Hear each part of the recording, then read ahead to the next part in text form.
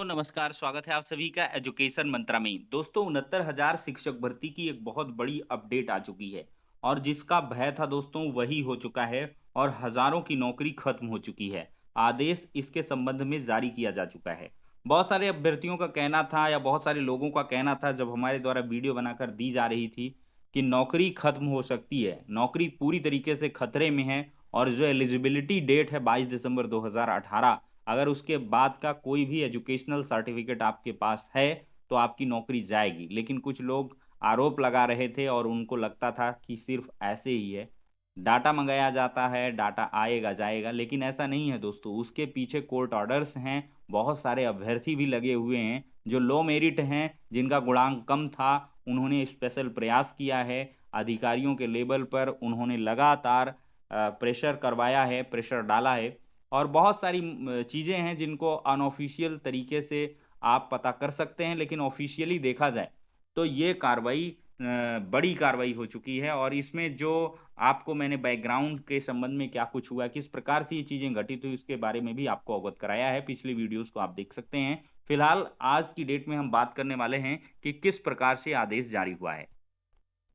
तो यहाँ पर दोस्तों देख सकते हैं प्रेषक हैं सचिव बेसिक शिक्षा परिषद प्रयागराज, जिला बेसिक शिक्षा अधिकारी, वो भी इस बार देखिए समस्त जनपद के इन्होंने लिख दिया है साफ तौर पर।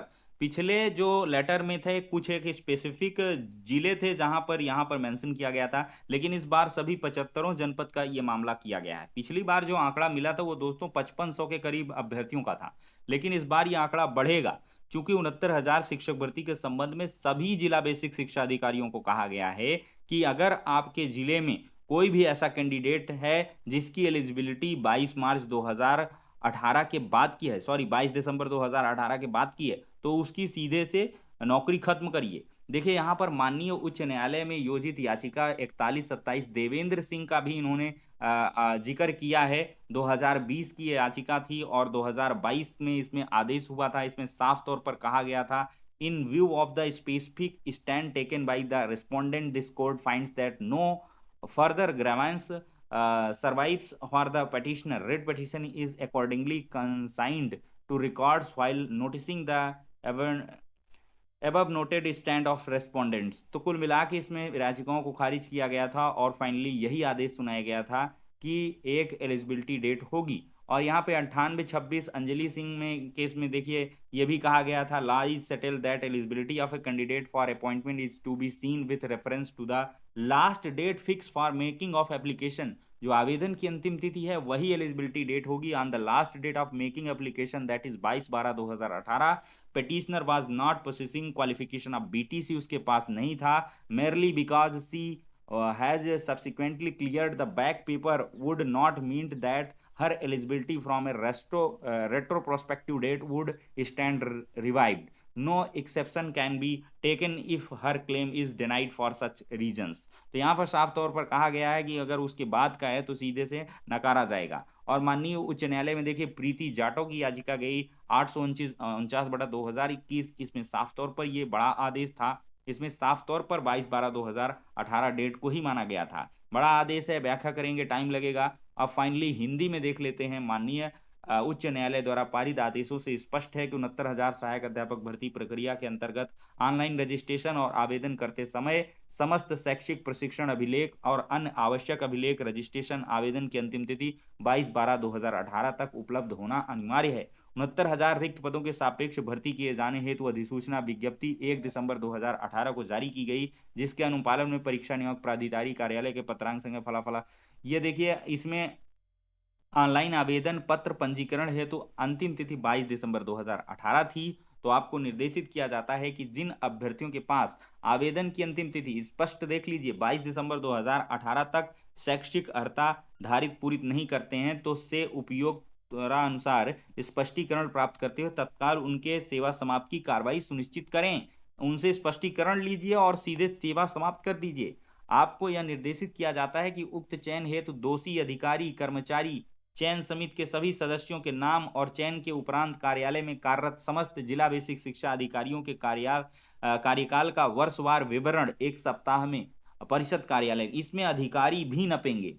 चयन के लिए जो दोषी अधिकारी हैं, कर्मचारी हैं, चयन समिति के सदस्य हैं, सब पर नकेल कसी जाएगी और इनकी भी यहाँ पर जिम्मेदारी यहाँ पर सुनिश्चित कर दी गई है और उसका वार्षिक विवरण भी मांगा गया है। मतलब एक बार फिर से ये मामला काफी उलझ चुका है और इसमें बहुतों पर तलवार लटक रही है। जो जिला बेसिक शिक्षा अधिकारी थे, जिनके निर्देशन में जो चयन है प्रक्रिया पूरी हुई है, जिन्होंने अनुचित लाभ उठाया है, उनका भी विवरण मंगा लिया गया है। जो अधिकारी रहे हैं पैनल में, देखिए कमेटी रहती है, उसके सभी सदस्यों के नाम भी और चयन के उपरांत जनपद में जो देखिए चयन हो गया था, इसके बाद अगर किसी ने शिकायत की होगी, अगर कोई जिला बेसिक शिक्षा अधिकारी ने उस पर संबंधित कार्रवाई नहीं की है, तो वो भी बराबर के दोषी हैं। भले ही अपॉइंटमेंट के टाइम पर कोई बीएसए और रहा हो, लेकिन अपॉइंटमेंट के बाद कोई बीएसए और आ गया हो, लेकिन उसने कार्रवाई नहीं की है, तो उसका भी यहाँ पर विवरण मांगा गया है। तो ऐसे में जो जिला बेसिक शिक्षा अधिकारी हैं, उनकर भी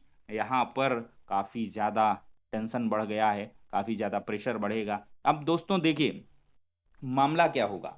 देखिए दोस्तों, इसमें अभी भी पटिशनर्स के पास मौका है, जिनका चयन निरस्त होगा वो अपनी याचिका को अपर बेंच में ले जाएंगे। इसमें मामला थोड़ा पेंडिंग हो सकता है, लेकिन फाइनली सुप्रीम कोर्ट से भी जो चयन है वो खारिज ही किया जाएगा। नौकरी किसी भी मायने में बचने वाली नहीं है, ये बात तो श्योर है। कार्रवाई से में भी बच जाएं, अभ्यर्थियों को पूरी तरीके से आरोप यहाँ पर धारित किया जाए, क्योंकि अभ्यर्थी ही पूरी तरीके से इसमें रिस्पॉन्सिबल है। उसके एफिडेविट वगैरह भी रहते हैं कि समस्त जो मेरे पास दस्तावेज लगाए गए हैं वो कूट रचित नहीं हैं, और जो रजिस्ट्रेशन के टाइम पर विवरण दिया गया है वो पूरी तरीके से सही है। अगर कुछ होता है तो मेरे चयन को निरस्त किया जाए और संबंधित वैधानिक कार्रवाई भी मेरे खिलाफ की जाए। तो इस प्रकार के बहुत सारे ऐसे पॉइंट्स हैं जिनको लेकर के कर्मचारी या अधिकारी देख लें, तो अगर उनके चीज़ें दिमाग में नहीं आई, नज़रअंदाज हो गई, कुछ भी हो गया, तो वो तो बच सकते हैं, ये चीज़ें होंगी। लेकिन अगर देखिए इन पर कार्रवाई की जाती है तो ये मामला थोड़ा सा खींचेगा और स्पेस मिलेगा अभ्यर्थियों को। और हो सकता है कि अगर यहाँ पर एंट्रिंग ऑर्डर के तहत रोक लगाई जाती है, कोई मामला आगे बढ़ता है, तो ये अभ्यर्थी कुछ एक समय तक अपनी नौकरी को और एक्सटेंड कर सकते हैं, वेतन इत्यादि का लाभ ले सकते हैं। लेकिन वेतन रिकवरी के संबंध में अभी कोई आदेश नहीं आया हुआ है। अब देखते हैं, काफ़ी ज़्यादा चीज़ें अब और कॉम्प्लिकेटेड होंगी कि उनका वेतन रिकवरी भी करवाया जाता है कि नहीं करवाया जाता है। बहुत सारी चीज़ें विगत में हुई हैं, जिन्होंने कूटरचित दस्तावेज के आधार पर नौकरी ली है, उनका वेतन भी रिकवरी का नोटिस जारी हुआ है, वारंट इशू हुआ है, बहुत सारी चीज़ें होती हैं, एफआईआर भी हुआ है। ठीक है, तो ये जो चीज़ें होंगी वो समय समय पर आपको इस चैनल के माध्यम से मिलती रहेंगी। तो आप लोग घबराएं नहीं, परेशान ना हो। आरक्षण पीड़ित जो भी अभ्यर्थी हैं, उनके लिए ये सीटों की अरेंजमेंट की जा रही, व्यवस्था हो रही है। और जिनका चयन कहीं ना कहीं चयन सूची में नहीं आ रहा था या आ भी रहा था, लेकिन वो आरक्षण की वजह से डिस्टर्ब किया जा सकता था, उन पर भी यहाँ पर स्पेस बन सकता है। ये बहुत सारी चीज़ें हैं जो समय के साथ खुलेंगी, जांची जाएंगी, परखी जाएंगी, समझी जाएंगी, और पल पल की अपडेट्स आपके साथ हम साझा करते रहेंगे। तो दोस्तों, इस वीडियो में इतना ही। नेक्स्ट वीडियो में मिलते हैं। चैनल को सब्सक्राइब करें, वीडियो को लाइक एंड शेयर करें, और बेल आइकन को जरूर प्रेस करके रखें। जैसे भी कोई लेटेस्ट इन्फॉर्मेशन आती है तो आप सभी तक जरूर पहुंचाई जाएगी।